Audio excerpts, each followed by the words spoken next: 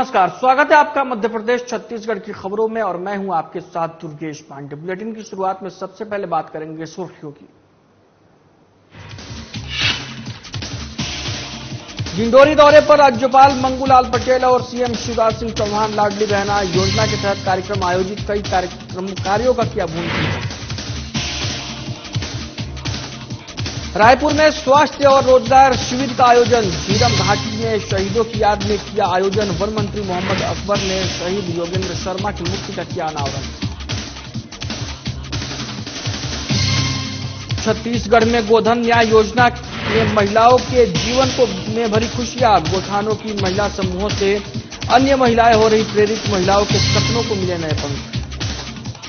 धमतरी में गौ अभयारण्य बनाने की मांग को लेकर प्रदर्शन, भारतीय शक्ति चेतना पार्टी आई आगे, प्रधानमंत्री के नाम से जिला प्रशासन को सौंपा ज्ञापन। और जगदलपुर में बिजली संकट को लेकर भाजयुमों ने खोला मोर्चा, रैली निकालकर विद्युत ऑफिस का किया घेराव, समस्या का जल्द निदान करने के लिए सौंपा ज्ञापन।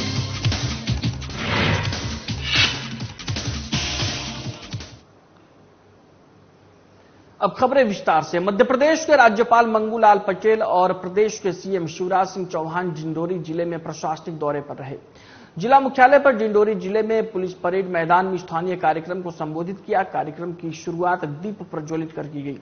वहीं सीएम ने कहा कि डिंडोरी में लड़के और लड़कियों को समान माना जाता है, इसीलिए आज जिले में 1000 लड़कों के बदले 1004 लड़कियां जन्म लेती हैं, इसलिए आप बधाई के पात्र हैं। वहीं उन्होंने लाडली लक्ष्मी योजना और लाडली बहना योजना से क्षेत्र की आवाम को परिचित कराया। कार्यक्रम में पहुंचे अनेक लाडली लक्ष्मी योजना की बेटियों को स्वयं सीएम और महामहिम ने प्रमाण पत्र प्रदान किया। इसके अलावा क्षेत्र में होने वाले अनेक विकास कार्यों का शिलान्यास किया। कार्यक्रम को महामहिम ने भी संबोधित किया और अनेक सरकार की महत्वाकांक्षी योजनाओं की तारीफ की। वहीं कार्यक्रम में केंद्रीय मंत्री फग्गन सिंह कुलस्ते ने भी जन समुदाय को संबोधित किया। रजत जयंती के पर्व पर, क्योंकि 25वां वर्ष ये जिला बने हुए, बहुत बहुत बधाइयां देता हूं।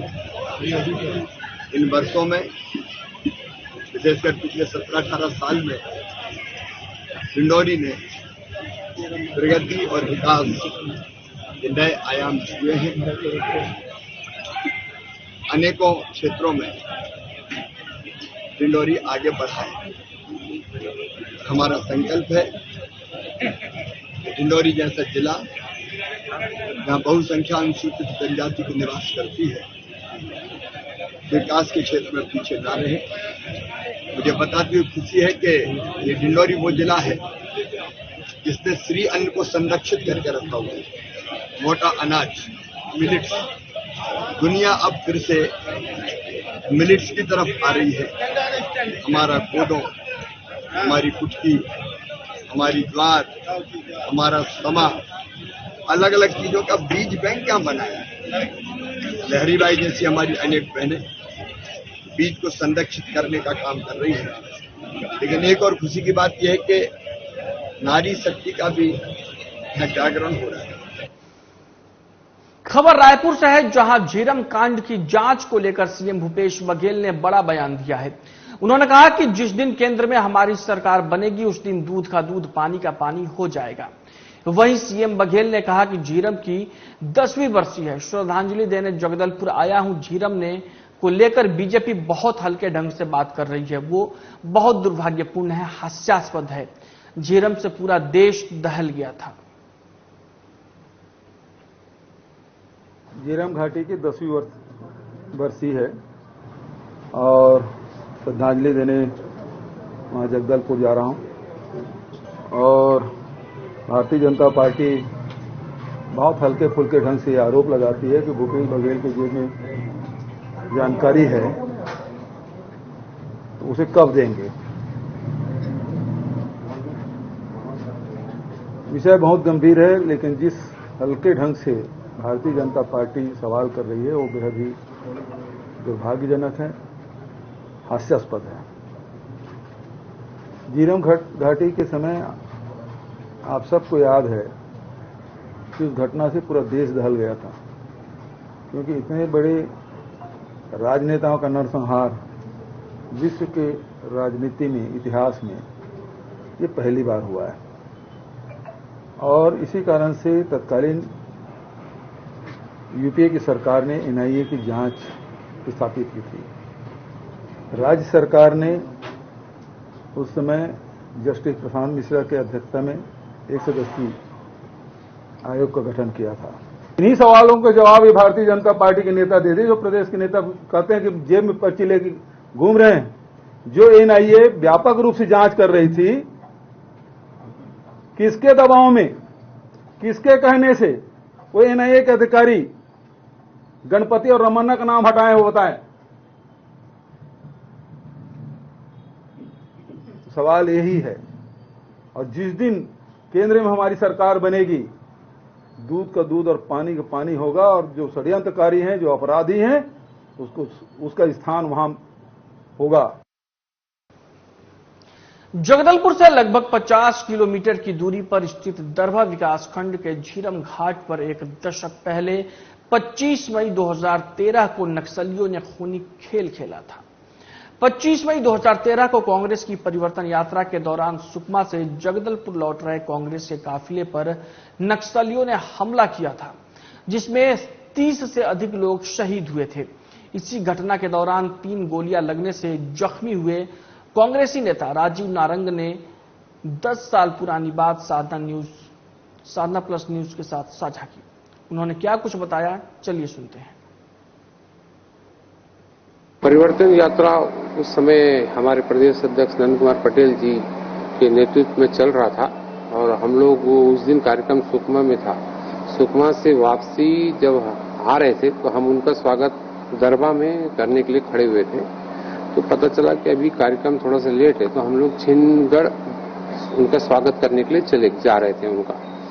जैसे हम लोग बीच में झीरम पहुंचे, उसी वक्त एक बहुत जोरदार विस्फोट हुआ, जिसपे एक गाड़ी उड़ती हुई हमको दिखी। और वही जब वो गाड़ी उड़ती दिखी, हमने तत्काल, मेरे बाजू में उस समय ईश्वर खंबारी जी भी थे और पीछे में हमारा एक साथी गोपी माधवानी जी, जिनकी उस समय गोली लगने से देहांत भी हो गया।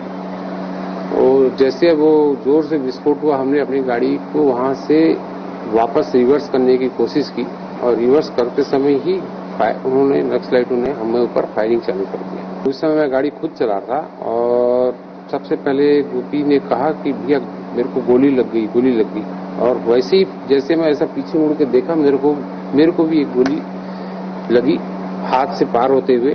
फिर उसके बाद दूसरी और तीसरी गोली, मेरे को टोटल 3 गोली लगी थी और मैं गाड़ी खुद चला रहा। बड़ी मुश्किल से हम लोग दरबा थाना पहुंचे। दरबा थाने में वहीं बाहर गार्ड खड़ा था, उसको रिपोर्ट किए तो वहां से अंदर से भागते हुए टीआई साहब आए, या कौन था मेरे को याद नहीं है, टीआई जो भी मतलब बड़े अफसर थे वहां के, वो भागते हुए आए और उनको हमने बताया ऐसा ऐसा हो गया।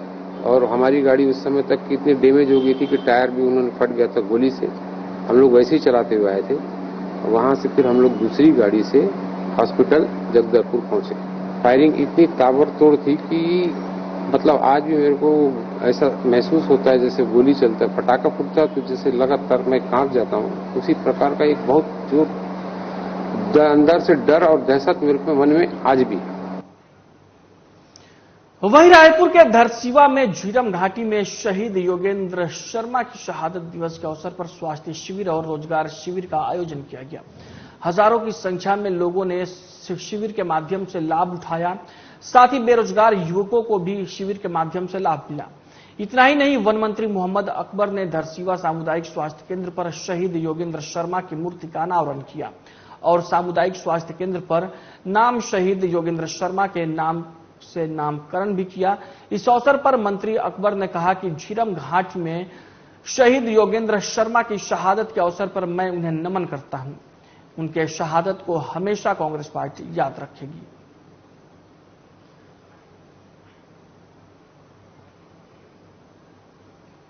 खबर धमतरी से है, जहां भारतीय शक्ति चेतना पार्टी ने गौ अभ्यारण्य बनाने और गायों पर हो रहे अत्याचार पर रोक लगाने की मांग को लेकर कलेक्ट्रेट में प्रदर्शन किया और प्रधानमंत्री के नाम से जिला प्रशासन को ज्ञापन सौंपा। इसके साथ ही भारतीय शक्ति चेतना पार्टी का कहना है कि छत्तीसगढ़ समेत देश में गौ माताओं पर लगातार अत्याचार हो रहे हैं। इसके साथ ही गायों को कत्लखाना में काटा जा रहा है, जिसके चलते भारतीय शक्ति चेतना पार्टी देश के सभी जिलों में गौ अभयारण्य बनाने की मांग करती है, ताकि गायों पर हो रहे अत्याचार पर रोक लगाई जा सके और उनकी अच्छी व्यवस्था की जाए। के संबंध में हम सब प्रधानमंत्री जी को ज्ञापन देने के लिए सब एकत्रित हुए हैं। और आज जो स्थितियां हैं, लोग तो कह देते हैं, चाहे वर्तमान शासन हो चाहे पूर्व की शासन हो, जिनके माध्यम से हर जगह गौशाला का निर्माण कराया था, जिससे 17,000 गैयां मारी गई थी और 16.77 लाख राशि का भी गमन हुआ था। और इस सब दृष्टि को देखते हुए हम सब संगठन के माध्यम से शासन प्रशासन को जगाने का काम कर रहे हैं कि हमारे गौ अभयारण्य का निर्माण हो, जिससे गैयां रोड में बैठे रहती हैं, वो तो मर जाती हैं, लेकिन जो गाड़ी में रहते हैं वो भी मौत का शिकार होता है। हम भगवती मानव कल्याण संगठन एवं भारतीय शक्ति चेतना पार्टी के संयुक्त तत्वाधान में गौ हत्या निषेध जो कानून बना है उसे सही ढंग से लागू करने के लिए एवं गौ अभयारण्य निर्माण हेतु हम यहाँ पर रैली का आयोजन कर रहे थे। गौ माता के लिए रैली निकाले हैं और हम लोगों ने माननीय प्रधानमंत्री जी को पूरे देश भर से ज्ञापन सौंपा है कि वो हमारे गौ माता के लिए एक ऐसा अभयारण्य बनाए जिसमें गौ माता के लिए सभी सुविधा वहाँ पे सभी सुविधा हो, उनके लिए जल की व्यवस्था, उनके लिए भोजन की व्यवस्था हो, उनके घूमने पीने की व्यवस्था हो। आज हम भगवती मानव कल्याण संगठन भारतीय शक्ति चेतना पार्टी के तत्वाधान में गौ अभयारण्य की मांग के लिए यहाँ कलेक्टर महोदय कर प्रधानमंत्री के नाम से ज्ञापन देने के लिए आए हैं। हमारा जो कानून लागू हुआ है गौ हत्या निषेध, उस कानून को और प्रभावी रूप से बनाया जाए और प्रभावी रूप से बना करके इसको और ऐसा किया जाए कि हमारे गौ हत्या जो हो रहे हैं उनको बंद किया जाए, बूचड़खाने में इसको बंद किया जाए, बूचड़खाने। हमारा भगवती मानव कल्याण संगठन का एवं भारतीय जनता पार्टी का यही संदेश है कि जो नशा मुक्त है और गौ अभयारण्य के तहत आज माननीय मुख्यमंत्री एवं प्रधानमंत्री को कलेक्ट्रेट में ज्ञापन देना था और दिए हैं आज। और उसके तहत जो गांव-गांव में हमारे जो गौ माता इसी गली शहरों में घूम रहे हैं, कट रहे हैं, इसको विरोध आज भगवती मानव कल्याण संगठन में भारतीय जनता पार्टी आवाज उठा रही है। और साथ साथ आज देखो कई लोग जो गौ माता को गाड़ी में बंद कर बाहर ले जाते हैं, तो काट कर बिक्री करते हैं। इसके लिए हमारे भगवती मानव कल्याण संगठन भारतीय जनता पार्टी आवाज उठा रहे हैं। जगदलपुर शहर में अघोषित बिजली कटौती और रोजाना बिजली बंद होने की समस्या से परेशान हो चुकी जनता की आवाज बनकर बीजेपी युवा मोर्चा ने जमकर विरोध प्रदर्शन किया। बीजेपी युवा मोर्चा के कार्यकर्ताओं ने सिरासार चौक के पास पूर्व सांसद स्वर्गीय बलिराम कश्यप की प्रतिमा के सामने इकट्ठा होकर बीजेपी और बीजेपी युवा मोर्चा के कार्यकर्ता और पदाधिकारियों ने विरोध प्रदर्शन करते हुए रैली निकाली। वहीं रैली निकालकर विद्युत मंडल के कार्यालय पहुंचे और शहर में हो रहे मनमानी विद्युत कटौती को लेकर जमकर नारेबाजी की। उसके बाद विद्युत विभाग के जेई अग्रवानी को इस संबंध में ज्ञापन भी सौंपा और बिजली की समस्या का जल्द से जल्द समाधान करने की बात कही। वहीं बीजेपी युवा मोर्चा के विरोध प्रदर्शन कार्यक्रम में बीजेपी के वरिष्ठ नेतागण भी शामिल रहे।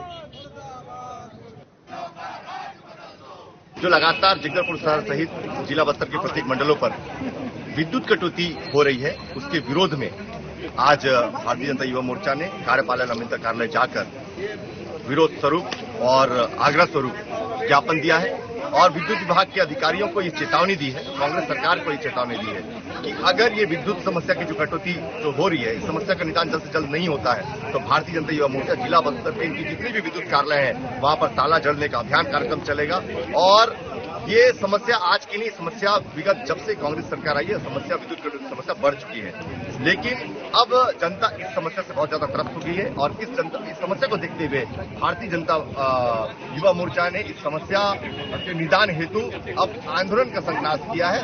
ये आंदोलन लगातार चलता रहेगा जब तक इस समस्या का निदान न हो। वहीं छत्तीसगढ़ में वो दिन चले गए जब महिलाएं दूसरों पर आश्रित रहती थी। छत्तीसगढ़ की महिलाएं अब विकास की नई इबारत लिख रही हैं। महिलाओं को आर्थिक रूप से सशक्त करने में छत्तीसगढ़ शासन की गोधन न्याय योजना की महत्वपूर्ण भूमिका है। महिलाओं के जीवन में गौठानों ने आर्थिक संपन्नता का एक नया रंग भर दिया है। महिलाओं को समूह के माध्यम से एक ही समय में एक से अधिक कार्य करके आर्थिक मजबूती प्राप्त होने का रास्ता गौठानों ने बखूबी दिखाया है। मोपका शहरी गौठान में कार्यरत गोवर्धन समूह की महिलाओं से अन्य महिलाएं भी प्रेरित हो रही हैं। आपको बता दें कि इस समूह की महिला खुशबू वस्त्रकार ने अपनी आमदनी से स्कूटी खरीदी है, जिससे उनका आत्मविश्वास दोगुना हो गया है।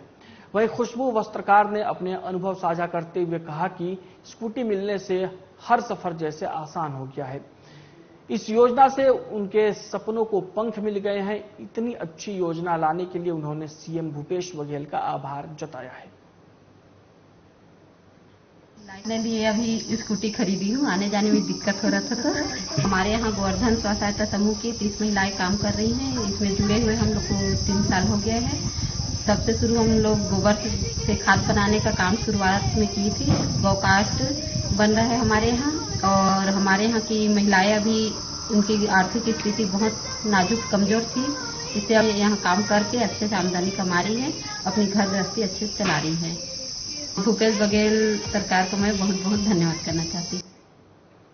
वहीं डोंगरगढ़ विधानसभा क्षेत्र के अंतर्गत ग्राम मोहरा से लगे लगभग 10 से 12 गांव के किसानों ने अपने क्षेत्र की 5 मांगों को लेकर विधायक भुवनेश्वर बघेल और जिला सहकारी केंद्रीय बैंक के अध्यक्ष नवाज खान से स्थानीय रेस्ट हाउस में मुलाकात की और उनसे चर्चा की।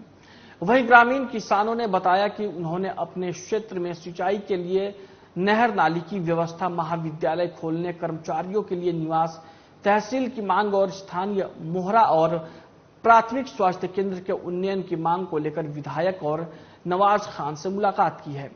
वहीं मीडिया से चर्चा करते हुए जिला सहकारी केंद्रीय बैंक के अध्यक्ष नवाज खान ने किसानों की सभी मांगों को जायज ठहराते हुए उनकी मांगों का समर्थन किया और कहा कि क्षेत्र के किसान जागरूक हो चुके हैं, जिसका वो सम्मान करते हैं और उनकी सब मांगों को सीएम तक पहुंचाया जाएगा। मैं पूरा प्रयास किया जाएगा कि इनकी सभी मांगें जल्द पूरी हों। हम लोग ग्राम मोहारा क्षेत्र के पूरे 10-15 गांव यहां पर पहुंचे हैं। डोंगरगढ़ विधानसभा में महोदय लोग से मुलाकात हुई और हमारी मुख्य मांग 5 मांग लेकर हम लोग यहां पर आए। उसमें मुख्य मांग हमारा सिंचाई हेतु नहर नाली का मांग रहा और दूसरा रहा महाविद्यालय की मांग और तीसरा कर्मचारी हेतु आवास के लिए और चौथा रहा हमारा तहसील का मांग और 5वां अस्पताल की उन्नत मांग की है, उन्नत की मांग की हम लोगों ने। तो महोदय जी ने पूर्ण आश्वासन दिए हैं कि हम लोग यह कार्य को करेंगे, आने वाले समय में ऐसा करके आश्वासन दिए हैं। किसान आए थे मोहारा क्षेत्र के और बहुत अच्छी चर्चा हुई है, बहुत अच्छी मांग है, सभी मांग उनकी बहुत जायज मांग है। निश्चित रूप से अगर आज किसान अपनी मांगों को लेकर के हम लोग तक पहुंच रहे हैं, विधायक तक पहुंच रहे हैं, मुझ तक पहुंच रहे हैं, इसका मतलब किसानों में बड़ी जागरूकता है और मैं उनके इन जागरूकता का बड़ा सम्मान करता हूं। निश्चित रूप से ये किसान हमारा परिवार है, इनकी हर समस्या का निराकरण करना हमारा कर्तव्य है और ये सारी बातों को हम माननीय मुख्यमंत्री जी तक पहुंचाएंगे और इनकी 5 की 5 मांग जायज है। बहुत सारी चर्चा हुई है, इस पर और मीटिंग करेंगे और इनकी सभी मांगों को मैं समर्थन करता हूं और मैं और विधायक जी मिलके हम प्रयास करेंगे कि सारी मांगें इनकी पूरी हो सके। वहीं डोंगरगढ़ के जनपद पंचायत के सभा कक्ष का फॉल सीलिंग गिरने से हड़कंप मच गया। बड़ी बात यह रही कि उस समय वहां कोई मौजूद नहीं था, जिसके चलते किसी भी तरह की कोई जनहानि या बड़ी दुर्घटना नहीं घटी। आपको बता दें कि इस सभा कक्ष में सचिवों की बैठक भी होनी थी, जिसे इस घटना के बाद आगे पोस्टपोन किया गया।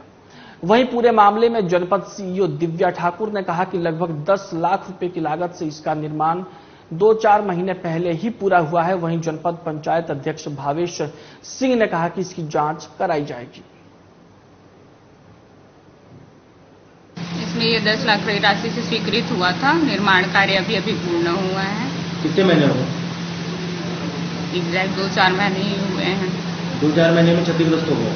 क्षतिग्रस्त नहीं हुआ, सिर्फ वो फॉल सीलिंग 2 ठो गिरा था बस। कार्य सरपंच है, बिच्छी टोला सरपंच को बनाया गया है कार्यजन। अभी मुझे भी इसकी जानकारी मिली है और जो भी इसमें क्यों गिरा है इसकी हम लोग जांच करवा लेंगे जनपद स्तर पर और उसको निर्देशित किया जाएगा सुधार कार्य के लिए। अभी हाल ही में इसका उद्घाटन हुआ था, ऐसी भी जानकारी? कई चीजें ऐसी होती हैं कि एक नट के गिरने से भी हो जाता है। पूरा सीलिंग नहीं गिरा है, 2 शीट प्लास्टिक की गिरी ऐसा बता रहे हैं जनपद के हमारे जो सम्मानित कर्मचारी लोग हैं। मुझे भी कुछ देर पहले जानकारी मिली कि जनपद पंचायत के सभा कक्ष की सीलिंग गिर गई है। बहुत ही दुर्भाग्यपूर्ण है। आपको बताना चाहूंगा कि जनपद पंचायत की मुख्य कार्यपालन अधिकारी ने नियम के विरुद्ध बिच्छी टोला ग्राम पंचायत को एजेंसी बनाया, जो कि नियम के विरुद्ध है। सबसे पहली कार्रवाई तो जनपद पंचायत सीओ के ऊपर होनी चाहिए, जिन्होंने नियम विरुद्ध अपनी मर्जी से किसी ग्राम पंचायत को एजेंसी बनाया। पंचायती राज अधिनियम में कहीं पर नहीं कहा जा सकता कि ग्राम पंचायत जनपद पंचायत के काम में एजेंसी बने। दूसरी बात, जनपद पंचायत की बिल्डिंग में जहां पर पूरे इंजीनियर और एसडीओ तकनीकी लोग वहां पर रहते हैं, वहां पर अगर इस प्रकार से गुणवत्ताहीन काम हुआ है तो आप कल्पना कीजिए इन्हीं इंजीनियर के भरोसे जंगल के क्षेत्र में किस प्रकार से काम होता होगा और किस प्रकार से गुणवत्ताहीन काम होता होगा। तो दूसरी कार्रवाई तो उस इंजीनियर और एसडीओ के ऊपर होनी चाहिए जिनको इनकी जवाबदारी थी। राजनांदगांव जिले के डोंगरगढ़, खैरागढ़ और तहसील के विभिन्न ग्राम पंचायतों से होते हुए इन दिनों मुंबई नागपुर से होते हुए झारसुगड़ा तक प्राकृतिक गैस पाइपलाइन बिछाने का कार्य किया जा रहा है, जिसमें न तो किसानों का आरोप है कि कंपनी द्वारा बिना सर्वे, बिना किसानों की जानकारी और मुआवजा दिए बिना ही संबंधित कंपनी द्वारा काम शुरू कर दिया गया है, जिसके चलते किसान परेशान है। वहीं पूरे मामले में विधायक और अनुसूचित जाति विकास प्राधिकरण के अध्यक्ष सोनेश्वर बघेल ने एसडीएम को ज्ञापन सौंपा और ये मांग की है कि बिना सर्वे और बिना मुआवजा प्रदान किए किसी भी किसान की कृषि भूमि पर पाइपलाइन का कार्य शुरू न किया जाए। ये एक मामला है कि नागपुर से झारसुगड़ा एक गैस की पाइपलाइन जा रही है और वो मेरे 40-42 गांव, मेरे विधानसभा के 40-42 गांव से गुजर रही है। ना उस कंपनी ने हमारे किसानों को पूछा, ना किसी अधिकारियों को पूछा, ना किसी जनप्रतिनिधियों को पता है कि भाई उसका मुआवजा क्या देना है, उसमें क्या बनेगा। ये सब मांग को लेकर हम लोग आज यहाँ पर ज्ञापन दिए हैं। जो पाइपलाइन है वो गड्ढा खोदने का काम चालू कर दिए हैं। हमारे खेत में बड़े बड़े जेसीबी से गड्ढे खोदे जा रहे हैं। हमारे जो किसान, हम लोग खेत छत्तीसगढ़ में ज्यादा अधिकतर खेत की पैदावार होती है, उसके हिसाब से बड़े बड़े मेड़ बने हुए हैं। बड़े बड़े मेड़ जो बने हुए हैं उसको तोड़कर बड़े बड़े गड्ढे किए जा रहे हैं, उसको बराबर भी नहीं कर रहे हैं। हम लोग ये चाह रहे हैं कि जो मुआवजा मिलना है वो हमारे किसानों को जल्द से जल्द मुआवजा दिया जाए। 8 दिन के अंदर अगर हमारे जो किसानों को, प्रभावित किसान है, उसको मुआवजा नहीं मिलेगा तो हम लोग उग्र धरना प्रदर्शन आंदोलन करेंगे। हम लोग किसानों को मुआवजा दिला के रहेंगे। सीहोर जिले की श्यामपुर तहसील में किसानों के साथ धोखाधड़ी का मामला सामने आया है, जिस पर एसपी मयंक अवस्थी द्वारा किसानों के साथ गल्ला व्यापारी द्वारा की गई धोखाधड़ी की जांच के सख्त निर्देश दिए गए थे। वहीं मामले में आरोपी दिनेश अहिरवार के खिलाफ शिकायत की गई कि उसने किसानों से उधार फसल खरीदी है और फसल बेचकर पैसे देने का बोला था, लेकिन फसल बेचने के बाद भी किसानों के मांगने पर दिनेश अहिरवार ने पैसे देने से मना कर दिया, जिसके बाद पुलिस ने कार्रवाई करते हुए आरोपी को गिरफ्तार कर लिया है।